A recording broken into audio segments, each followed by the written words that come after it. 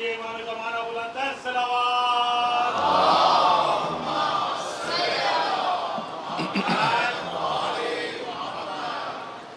اعوذ باللہ من الشیطان الرجیم، بسم اللہ الرحمن الرحیم۔ الحمد للہ الذی نور قلوب العارفین بنور معرفتہ واثبت فؤاد انبیائہ واولیائہ بقصص الانبیاء والمرسلین، واکمل ایمان المسلمین والمؤمنین بولایت علی امیر المؤمنین علیہ السلام۔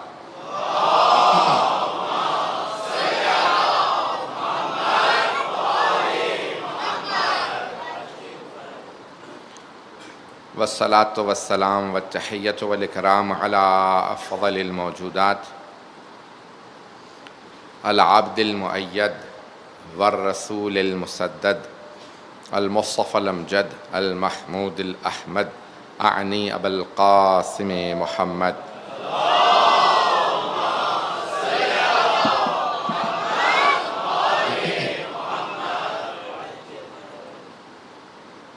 وعلى روحه ونفسه وسحره ووصيه سید الاتقیاء والاصفیاء، مولا الموالی امام المتقین علی بن ابی طالب۔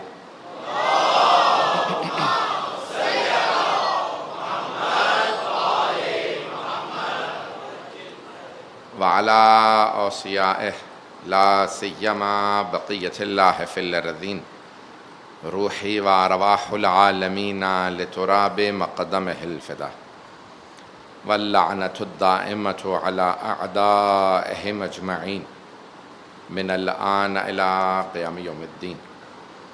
اما بعد فقد قال اللہ الحکیم فی کتابہ الکریم، بسم اللہ الرحمن الرحیم، ادعونی استجب لکم، صدق اللہ العلی العظیم۔ صلوات۔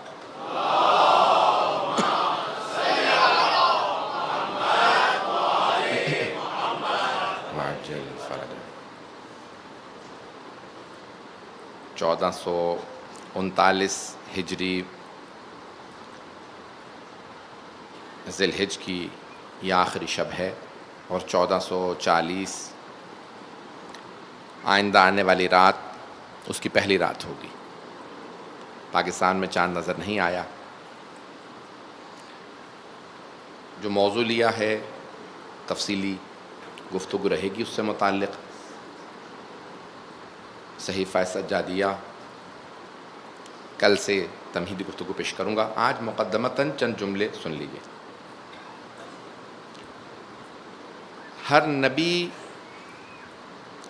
جب پیغام لے کے آئے تو امت کو، قوم کو، انسانوں کو ایک نئے مرحلے میں انہوں نے داخل کرنے کی کوشش کی۔ انسانیت میں ارتقاء آئے، بلندی آئے، بہتری آئے۔ جہاں سے بات شروع ہوئی ہو وہاں پہ رک نہ جائے، بلکہ بات آگے بڑھے۔ انسان میں صلاحیت اور استعداد بہت زیادہ کی پائی جاتی ہے۔ اللہ نے انسان کو بہت صلاحیات دے کے پیدا کیا۔ یہ بہت زیادہ ترقی کا حامل ہے، اس میں بے انتہا ترقی آ سکتی ہے۔ ہوتا یہ رہا کہ انبیاء علیہ السلام کے بعد دوبارہ گناہ بڑھنے لگے اور لوگ دوبارہ زوال کی طرف جانے لگے، لیکن انبیاء دوبارہ آتے تھے، لوگوں کی تربیت کرتے تھے، انہیں اگلے مرحلوں میں لے کے جاتے تھے، گناہوں سے دور کرتے۔ یہاں تک کہ جب جناب عیسیٰ آئے تو انہوں نے اپنی امت سے کہا کہ جناب موسیٰ نے تم سب لوگوں سے کہا تھا گناہ مت کرنا، لیکن میں کہتا ہوں، جناب عیسیٰ نے فرمایا، میں کہتا ہوں نہ یہ کہ گناہ نہ کرنا، گناہ کو سوچنا بھی مت۔ ایک اگلے مرحلے میں انہوں نے داخل کیا۔ جب ختمی مرتبہ تشریف لائے تو آپ نے فرمایا کہ انما بعثت لاتمم مکارم الاخلاق، مجھے اس لیے بھیجا گیا ہے تاکہ میں اچھے اخلاق کو اس کے کمال تک پہنچا دوں۔ وہ کمالات لوگ حاصل کر لیں جو اب تک کوئی کمال حاصل نہیں کر سکا۔ تو انسان ترقی کے لیے، ارتقاء کے لیے آیا۔ ائمہ علیہ السلام حبیب خدا کے اسی پیغام کو لے کے آگے چلتے رہے. انسان کا جو کلام ہوتا ہے وہ اس کی شخصیت کا آئینہ ہوتا ہے. جو آدمی جو کچھ بول رہا ہے کہیں نہ کہیں اس کی شخصیت اسی کلام میں چھپی ہوئی ہے. اسی لیے احادیث معصومین علیہ السلام کے جو فرامین ہیں کوئی اس کا مقابلہ نہیں کر سکتا. نہج البلاغہ میں امیر المؤمنین فرماتے ہیں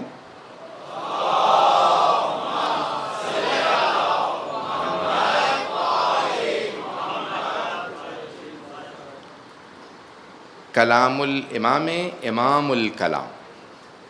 امام کا جو کلام ہوتا ہے وہ تمام کلاموں کا امام ہوتا ہے. امام کا کلام بھی امام ہے. کلام بتائے گا یہ امام کا فرمان ہے. اب حبیب خدا نے جو تربیت کی امت کی تو اس میں چند پہلوؤں کو پیش کیا ہے اور ایک آیت اس سارے کے سارے مشن کو اس سارے مقصد کو ایک آیت کے اندر سمو دیا. هو الذی بعث فی الامیین رسولا منہم یتلو علیہم آیاتہ ویزکیہم ویعلمہم الکتاب والحکمہ. اللہ اپنے پہ ناز کر کے کہتا ہے وہ اللہ وہ ہے جس نے مکے کے رہنے والوں میں انہی میں سے ایک کو رسول بنا کے بھیجا ہے.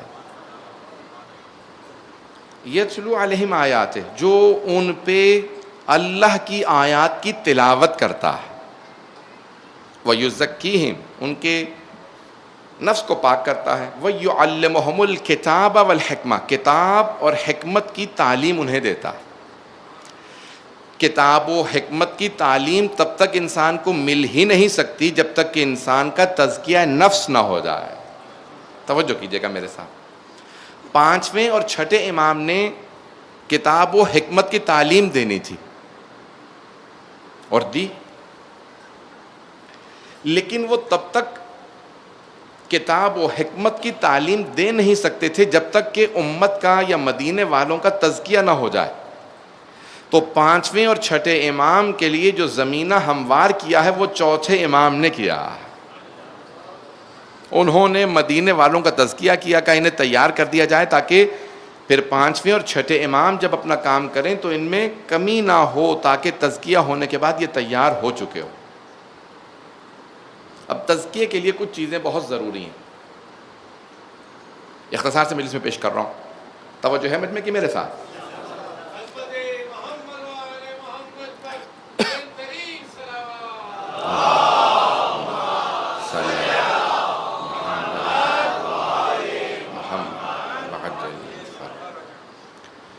تزکیے کے اندر کچھ شرائط ہیں. ایک ہے اعتقادی طور پہ انسان تمام کے تمام جو غلط عقائد ہیں ان سے اپنے آپ کو مبرہ کرے. جو اندر چھپے ہوئے بعض اوقات ہمارے اندر شیاطین پل رہے ہوتے ہیں، ہمیں خود بھی پتہ نہیں ہوتا، اسے نکالنا. دوسرے انسان کا کردار پاک کرنا. تیسرے اس کا خدا سے رابطہ برقرار کرانا. اب بہت سے مراحل ہیں لیکن مورخین نے یہ لکھا ہے تاریخ میں سب سے زیادہ غلام خرید کے آزاد جناب امیر نے کیے ہیں. 1000 سے زیادہ غلام آزاد کیے. غلام آزاد کرنا جیسے بہت قیمتی مہنگے ہوتے تھے، صرف دولت مند آدمی غلام خرید سکتا تھا. تو اسلام نے غلاموں کو آزاد کرنے پہ تاکید کی ہے، غلام بنانے پہ تاکید نہیں کی ہے. حدیث میں ہے لا تکن عبد غیرک وقد جعلک اللہ حرا. کبھی کسی کے غلام نہ بننا، نہ جسمانی اور کردار کے لحاظ سے نہ ہی فکری لحاظ سے. غلام نہ بننا، اللہ نے تمہیں آزاد پیدا کیا. غلامی کی مذمت کی گئی ہے. تو جناب امیر بس کثرت سے غلام، کسی کے پاس غلام دیکھا فوراً خریدا، آزاد کیا. جناب قمبر بھی مولا نے آزاد کر دیے تھے. یہ جناب قمبر کا کردار تھا، وہ جناب امیر کا در نہیں چھوڑتے تھے. مولا نے آزاد کر دیا تھا. لیکن جناب امیر کے بعد سب سے زیادہ جو غلام آزاد کیے ہیں وہ چوتھے امام علیہ السلام نے. میں نے شاید کسی مقام پہ پیش کیا. اب کثرت سے امام کیا کرتے تھے؟ غلام خریدتے، انہیں تربیت کرتے، آزاد کرتے جاتے. مورخین نے لکھا ہے کہ چوتھے امام کے آزاد کردہ غلام معاشرے کے افضل ترین افراد ہوتے تھے. ارے جس کے آزاد کردہ غلام ایسے ہوں، سوچے امام کیسے ہوں گے.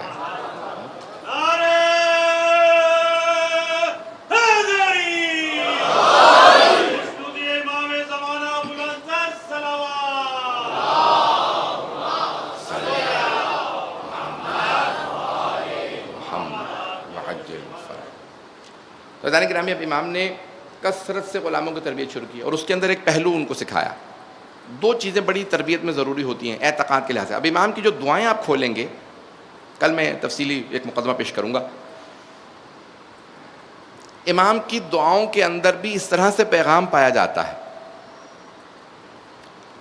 جب حمد باری تعالیٰ بجا لا رہے ہیں تو اس میں پوری توحید کو پیش کیا.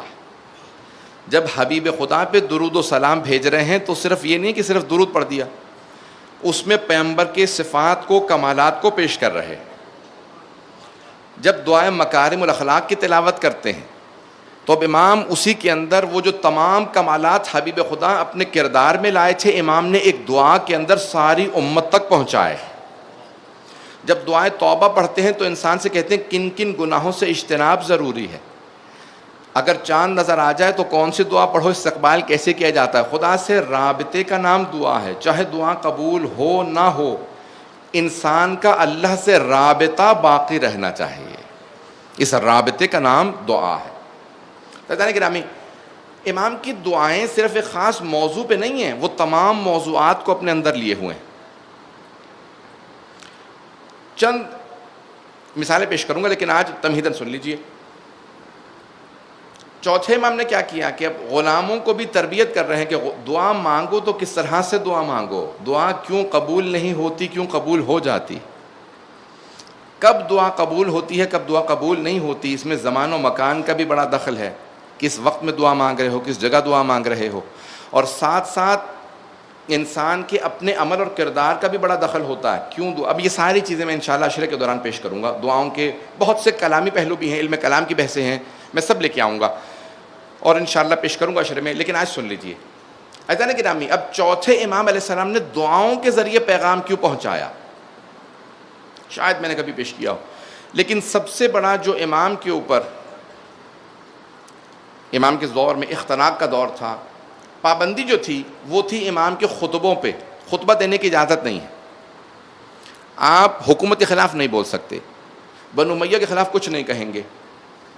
جب ہر طرف سے پابندی ہو اور بولنے پہ امام زندان جا چکے، تازیانے مارے جاتے ہیں، امام نے کہا ٹھیک ہے، تم میرے خطبے پہ پابندی لگا سکتے ہو، دعا پہ تو پابندی نہیں لگا سکتے. پتہ نہیں بات پہنچی نہیں پہنچی. اب امام علیہ السلام نے بیٹھ کے دعا مانگنا شروع کی. اب دعا اس طرح سے نہیں مانگتے تھے کہ خود ہی بولیں خود ہی سنیں. جب امام گڑ گڑا کے دعا مانگتے تھے تو روایت کے الفاظ ہیں کہ لوگ دعا سننے کے لیے جمع ہونے لگتے تھے. ارے کتنا درد ہے زین العابدین کی دعا میں، ان کی آواز میں کتنا درد ہے. اب جو دعا سنتا وہ امام کا گرویدہ بھی ہو جاتا اور اسے عربی زبان میں پورا پیغام بھی ملتا. امام دعا کے اندر پورا پیغام دیتے. جب وہ دعا میں پیغام جاتا، اب امام کہتے دیکھو خطبہ نہیں دیا لیکن دعا ہی کے اندر سب کچھ موجود تھا. جب ظالموں سے تنگ آ جاؤ تو اس طرح سے دعا مانگو. اور محمد وآل محمد صلوات.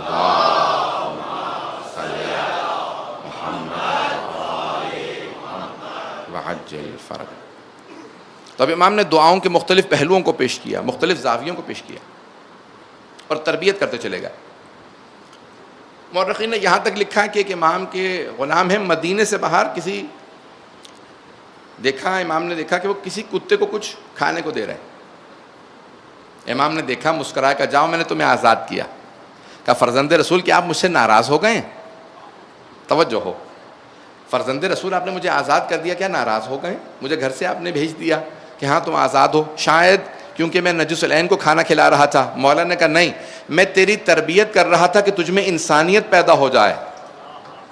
تیرا اتنا ایمان بلند ہو گیا تو اب جانوروں کی بھی پرواہ کرنے لگا ہے. کتنا ایک جملے میں کتنا سبق ہے امام کے کہ اب تو جانوروں کی بھی پرواہ کرتا ہے. عزیزان گرامی، جسے اپنا درد محسوس ہو تو لوگ کہتے ہیں اس کا مطلب ہے یہ زندہ ہے. مرنے کے بعد درد بھی محسوس نہیں ہوتا، کیڑا کھا جائے گا لیکن درد محسوس نہیں ہو. کیوں؟ کیونکہ جان ہی نہیں ہے جسم میں. جسے تکلیف اور درد محسوس ہو سمجھ لو زندہ ہے. جسے اپنا درد محسوس ہو وہ زندہ ہے. جسے دوسرے کا درد محسوس ہو اس میں انسانیت ہے. اور جسے ساری انسانیت کا، ساری کی ساری مخلوقات کی تکلیف و درد محسوس ہونے لگے سمجھ لو یہ ایمان کے کسی خاص درجے پہ پایا جاتا ہے. اور تقوی کی ان مراحل کو طے کرنے کے لیے آپ نے دیکھا ہے جب بچہ بھی دوڑتے ہوئے گر جاتا ہے تو ماں کو درد محسوس ہوتا ہے. یہ ممتا بتا رہی ہے، بچے کو چوٹ لگتی ہے لیکن ماں کو درد محسوس ہو رہا ہے. انسانیت کی تکلیف کو محسوس کرنا ایمان کی علامت ہے, اور تقویٰ یہ ہے کہ انسان کسی کی بھی تکلیف کو اپنے قلب میں, اپنے دل میں محسوس کرے. اور اللہ سبحانہ و تعالیٰ کہتا ہے کہ تم وہ جو چیزیں درک بھی نہیں کر سکتے. بعض اوقات دعائیں مستجاب نہیں ہو رہی ہوتی کہ میں مانگ رہا ہوں کچھ, مجھے فائدہ ہے, نہ جانے کتنوں کو اس کا نقصان ہے. اللہ اس لیے ضمانت ہر دعا کی قبولیت کی نہیں دیتا, دعا کی قبولیت کی ضمانت دیتا ہے. ہر دعا کی ضمانت دے تو دعاؤں میں ٹکراؤ پایا جاتا ہے. پتہ نہیں بات پہنچی نہیں پہنچی, میں تفصیل سے پیش کروں گا. عزیزان گرامی, چوتھے امام آزاد کر دیتے. تربیت بہت ضروری تھی. سب سے بڑا جو کام کرتی ہے دعا, وہ انسان کے تکبر کو توڑ دیتی ہے. میں نہیں پہنچا سکا یہ جملہ, مجھے سارے مجمع کی توجہ چاہیے آج, کیونکہ چاند رات نہیں ہے, تفصیلی مجلس نہیں ہے. اگر میں یہ ایک دو پہلو اور پیش کر پایا تو میں سمجھتا ہوں بات پہنچ گئی. اس نقطے کی طرف خاص توجہ کیجیے گا.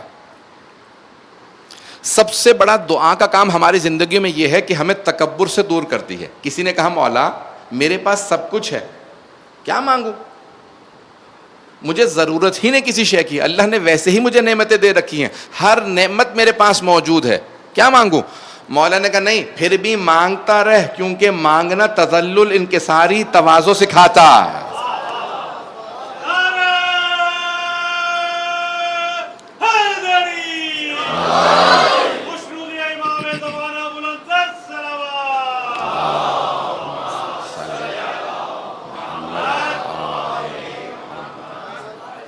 غور فرمایا سے جانے کی رہا, مولا نے کہا تواضع انکساری سکھاتا. کیوں, میں کیوں مانگوں کسی سے, خود بخود تکبر دل میں لے کے آتا ہے. مانگنے سے اجتناب کرنا, دوری اختیار کرنا انسان کو متکبر بنا دیتا. اللہ سبحانہ و تعالیٰ کہتا ہے تکبر دور ہوتا ہے مانگنے سے. سب کچھ ہے پھر بھی مانگتے رہو, اپنے لیے نہیں تو دوسروں کے لیے تو مانگو. انسان کچھ نہ کسی کے لیے کر سکے, اس کے لیے دعا تو کر سکتا ہے. اس مظلوم کے لیے میں کچھ نہیں کر سکتا, یہ پریشانی میں ہے. مولا نے کہا کچھ نہیں کر سکتے, اللہ کی بارگاہ میں دعا تو کر سکتے ہو. دعا کرنے سے تم مظلوموں کے ساتھ محشور ہوگے کہ ظالموں کے ساتھ نہیں تھا, مظلوموں کے لیے دعا مانگا کرتا تھا. وَإِلَّا انسان پھر ظالموں کے ساتھ محشور ہو اگر کچھ نہ مانگے. سب کچھ ہے پھر بھی مانگتے رہو. اور مجھے سب سے زیادہ جو پسند آتی ہے شے, وہ چوتھے امام سے کوئی راہ چلتا کہہ دے مولا میرے لیے دعا کر دیجیے گا, میں بہت پریشان ہوں. تو مولا مصلی بچھا کے دعا مانگ رہے ہیں. غلام پوچھ رہا ہے آقا یہ کس کے لیے دعا مانگ رہے ہیں؟ کہا وہ جو راہ پہ جا رہا تھا. کہا مولا وہ تو آپ کا جاننے والا بھی نہیں تھا, ماننے والا بھی نہیں تھا. مولا نے کہا جیسا بھی ہو دعا کے لیے تو کہہ گیا ہے. اللہ اکبر.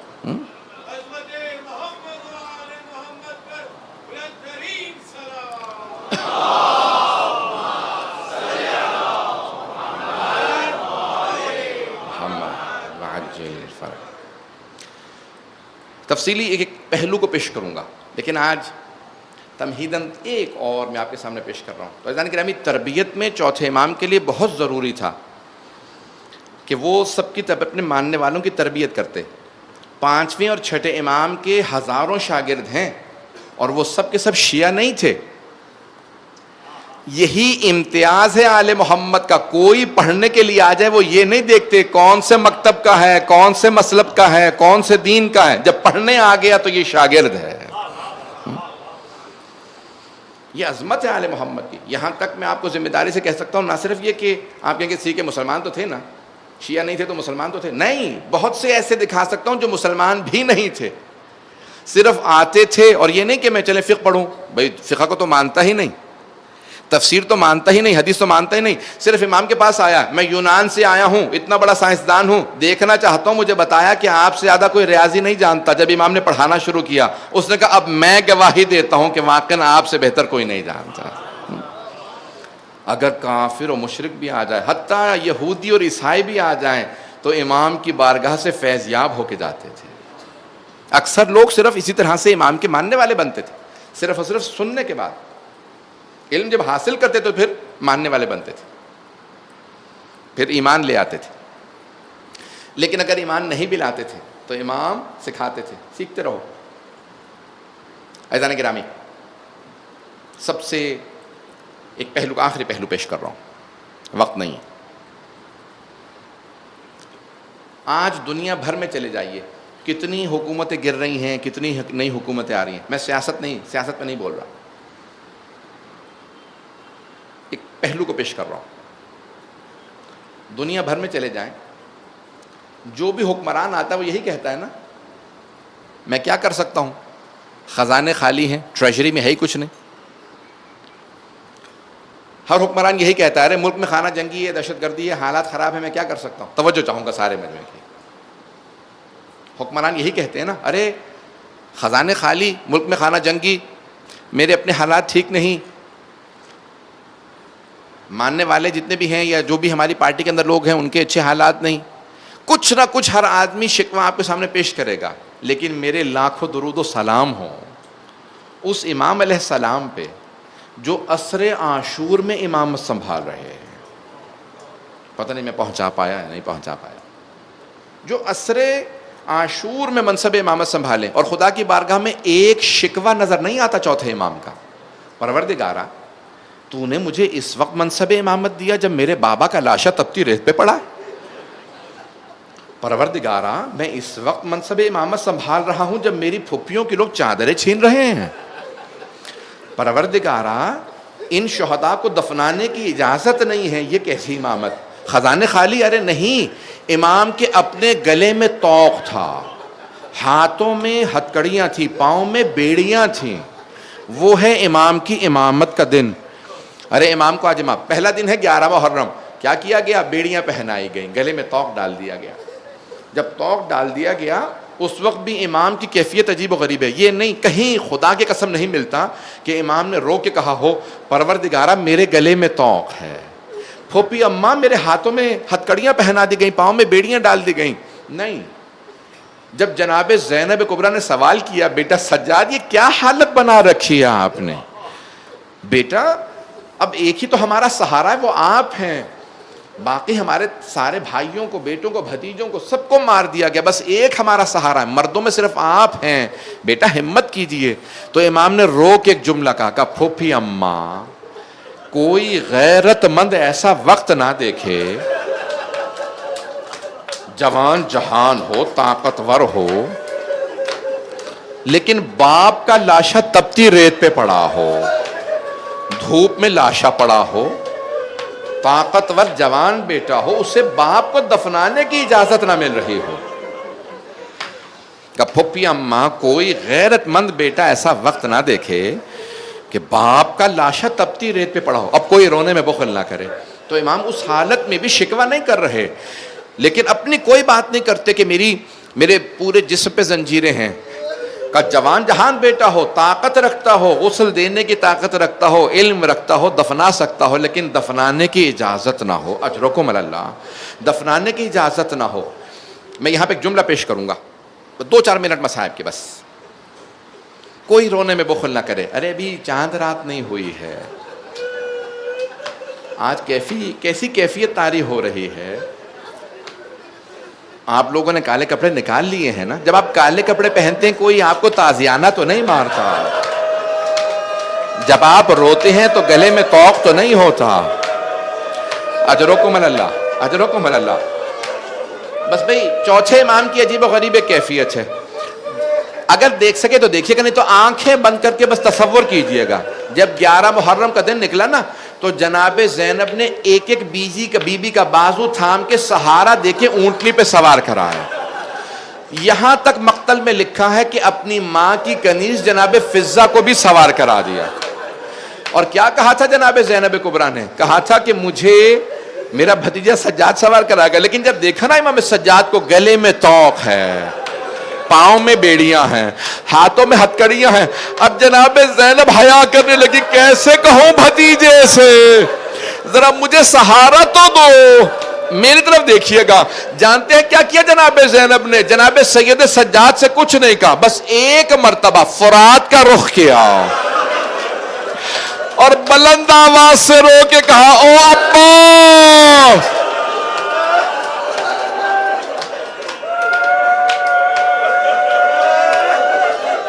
ایک مرتبہ آواز دے کے کہا او عباس ذرا آ کے دیکھو بہن کتنی بے بس ہے. علماء نے تو اتنا ہی لکھا ہے کہ جناب زینب نے جناب عباس کو پکارا، لیکن میرا دل کہتا ہے پھر ایک مرتبہ کہا ہوگا او علی اکبر، او قاسم، او نو محمد، ذرا آؤ دیکھو ماں کی کیا حالت ہے۔ اجرکم اللہ، اجرکم اللہ۔ بس دو پہلوؤں کو آخری جملے سن لیجئے۔ میرا وعدہ ہے جب آپ گھر جا کے بھی یہ جملے سوچیں گے تو آپ کو رونا ضرور آئے گا۔ جب امام سجاد سے متعلق علماء لکھتے ہیں نا کہ کن باتوں نے امام سجاد کو اتنا رلایا، یہ جو آپ سنتے ہیں کہ کربلا کے بعد پھر پوری زندگی روتے رہے، کوئی ایک بھی دن گزرتا نہیں تھا جب امام گریہ نہ کرے۔ عید آتی تو کہا مولا آج خوشی کے دن ہے، مولا نے کہا ہاں لیکن میرا بابا کربلا میں مارا گیا۔ ہر دن امام کی آنکھوں سے آنسو بہتے تھے۔ جملہ سنیں گے؟ امام علماء نے، بڑے بڑے علماء نے تحقیق کی کون سی باتیں امام سجاد کو سب سے زیادہ رلاتی تھی، کس باتوں پہ امام نے سب سے زیادہ گریہ کیا، سب سے زیادہ رلانے والی شے کون سی تھی امام سجاد کو؟ میں نے آپ سے کہا نا گھر بھی جائیں گے تو گریہ کریں گے۔ تو علماء کہتے ہیں بہت مصائب بہت زیادہ ہیں، بہت مصائب ہیں۔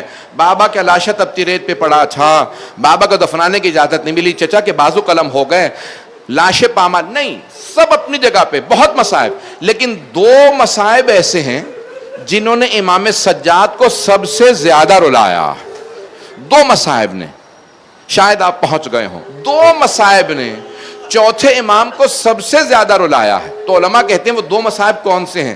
کہ ایک ان کی پھپھیوں کا پردہ، کہ جب بھی روتے تھے تو کئی مرتبہ بلند آواز سے رو کے ماتم کر کے کہتے تھے واہ حجابا،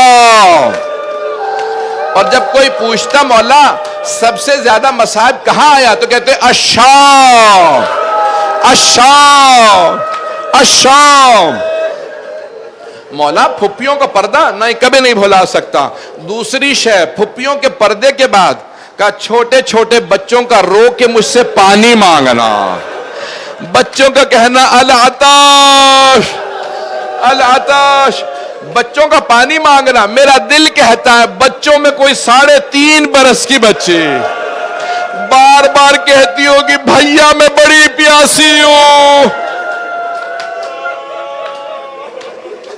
الا لعنت اللہ علی القوم الظالمین وَسَيَعْلَمُ الَّذِينَ ظَلَمُوا أَيَّ مُنْقَلَبٍ يَنْقَلِبُونَ۔ بس بھئی کل چاند رات ہے، کل سے تفصیل سے فضائل و مصائب پیش کروں گا۔ آئیں ذرا ہاتھوں کو بلند کیجئے گا، دعا موضوع رہے گا، صحیفہ سجادیہ دعا ہے، تو دعائیں تو رد نہیں ہوں گی اگر حسین ابن علی کے صدقے میں مانگی جائیں۔ پروردگارا واسطہ ان قدموں کا جن کے نالین ٹوٹ گئے تھے، پتھروں پہ چلنا بڑا مشکل کام ہے، اور اگر خصوصاً ساتھ میں پھپھیاں بھی ہوں تو پھر پاؤں نہیں اٹھتے۔ پروردگارا ان زخمی قدموں کا واسطہ، ان قدموں کا واسطہ جن میں کانٹے لگے تھے، پروردگارا چوتھے امام کی عظمتوں کا واسطہ ہم سب کے گناہان کبیرہ صغیرہ معاف فرما، ہم سب کی عاقبت بخیر فرما، جتنے مؤمنین بے اولاد ہیں ان کو اولاد عنایت فرما۔ پروردگارہ جتنے لوگوں نے التماس سے دعا کی ہے سب کی دعائیں مستجاب فرما۔ محرم کے آنے والے دنوں میں پوری دنیا میں خصوصاً پاکستان میں امن و امان قائم فرما، ہمارے مقامات مقدسہ کی حفاظت فرما، صاحب الزمان علیہ السلام کے ظہور میں تعجیل فرما، دشمنان اہل بیت کو نیست و نابود فرما، دنیا کے حالات خراب ہیں سب کی حفاظت فرما۔ پروردگارہ بس ایک آخری واسطہ دوں گا، اپنی اپنی دعائیں مانگ لیجئے گا۔ آنسو جب آنکھ میں ہوتا ہے تو دعا رد نہیں ہوتی۔ پروردگارہ اس امام کا واسطہ دیتے ہیں، اگر خدا نہ خواستہ کوئی زندان میں ہونا تو رہائی ملنے پہ لوگ خوش ہوتے ہیں، ارے آج میں رہا ہو گیا۔ یہ کیسے قیدی ہیں جو رہا ہو کے بھی رو رہے ہیں؟ شاید کسی کو یاد آ رہا ہوگا زندان میں کوئی بچی تھی جو زندان میں دفنائے گئی۔ پروردگارہ اس زندان کی ننھی سی قبر کا واسطہ کسی کی دعا کو رد نہ فرما۔ ربنا تقبل منا انک انت السمیع العلیم بحق محمد وآلہ الطیبین